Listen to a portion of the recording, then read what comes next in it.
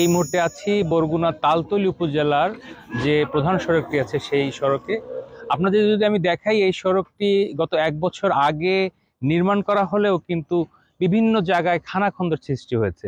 আপনাদের একটি বিষয় জানাতে চাই, বরগুনার তালতলী উপজেলায় কিন্তু অপার সম্ভাবনাময় একটি পর্যটন স্পট হিসেবে ইতিমধ্যেই ঘোষণা হয়েছে। এখানে ট্যাংরাগিরি ইকো পার্ক, শুভ সন্ধ্যা সমুদ্র সৈকত এবং নিদ্রা সমুদ্র সৈকত নামে 3টি পর্যটন স্থান রয়েছে।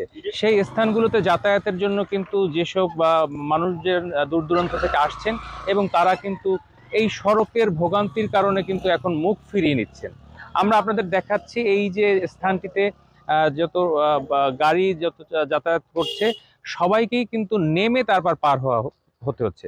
আরেকটি বিষয় আপনাদেরকে জানাতে চাই, বরগুনার একমাত্র বিদ্যুৎ কেন্দ্র তালতলী তাপবিদ্যুৎ কেন্দ্র, সেটির প্রধান রাস্তাও কিন্তু এই সড়কটি আমরা কথা বলে জেনেছি যে এই 22 কিলোমিটার দীর্ঘ এই সড়কটি গত 1 বছর আগে সংস্কার করা হয়েছিল, কিন্তু তার পরপরই কিন্তু এই সড়কটি বেহাল দশার আবার সৃষ্টি হয়েছে।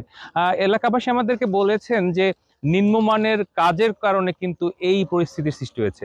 আমরা কথা বলেছি এখানকার চলাচলরত যেসব যানবাহন গুলো আছে তাদের ড্রাইভারদের সাথে, তারা আমাদেরকে জানিয়েছেন এই সড়কের বেহাল অবস্থার কারণে তাদের প্রতিনিয়তই ভোগান্তিতে যেমন পড়তে হচ্ছে, যাত্রীদের তেমনটি যাত্রীও কমে গেছে এবং তাদের যে যানবাহনের যে মেরামত, সেই মেরামতের ব্যয়ও কিন্তু অনেক বেড়ে গেছে। নতুন পর্যটন কেন্দ্র হিসেবে নিদ্রা সমুদ্র সৈকতটি অনেকটি জনপ্রিয়তা হওয়ার কারণে দেশের বিভিন্ন স্থান থেকে কিন্তু এখানে পর্যটক আসছেন।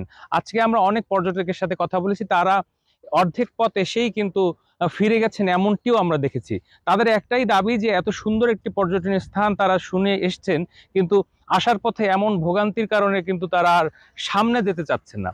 আমরা কথা বলেছিলাম তাই সেই পর্যটকদের সাথে, তারা বারবারই বলছেন সরকারের কাছে যেন খুব দ্রুত এই সমস্ত সড়ক মেরামত করে দেওয়া হয়, কারণ এটি আপনারা জানেন যে বরগুনার পার্শ্ববর্তী উপজেলা কুয়াকাটার যে সমুদ্র সৈকত, সেই সমুদ্র সৈকতের মতোই একটি সম্ভাবনা নিয়ে এই নিদ্রা সমুদ্র সৈকতটি বিস্তার করছে। এই রাস্তাটি মেরামতের বিষয়ে এলজিডি কর্তৃপক্ষের সাথে কথা বলেছিলাম, তারা আমাদেরকে জানিয়েছেন এই সড়কটি মেরামতের জন্য তারা একটি নতুন প্রজেক্টের মাধ্যমে খুব দ্রুত উদ্যোগ গ্রহণ করবেন। এজন্য তারা ঊর্ধ্বতন কর্তৃপক্ষকে জানিয়েছেন। এটাই আমাকে বলেছিলেন এলজিডির যে নির্বাহী প্রকৌশলী। এই ছিল ভাঙা সড়ক থেকে আমার কাছে সবশেষ খবর।